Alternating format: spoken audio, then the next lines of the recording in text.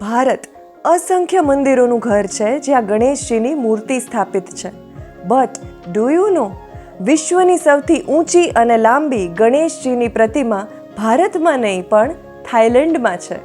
હા, 2012માં તૈયાર થયેલી 129 ફૂટ જેટલી ઊંચી એટલે 12 કે 14 માળ જેટલી લાંબી બ્રોન્ઝથી બનેલી આ મૂર્તિ 40,000 સ્ક્વેર ફીટ જેટલો એરિયા કવર કરે છે.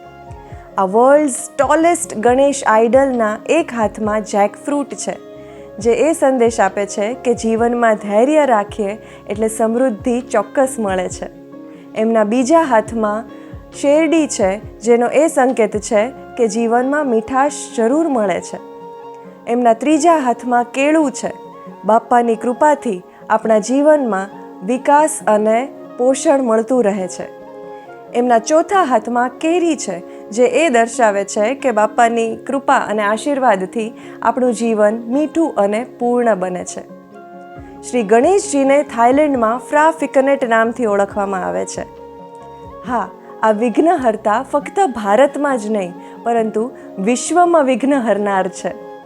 વિશ્વ ગણેશ યાત્રામાં મળીએ હવે બીજા દેશમાં. ત્યાં સુધી બોલો ગણપતિ બાપ્પા મોર્યા.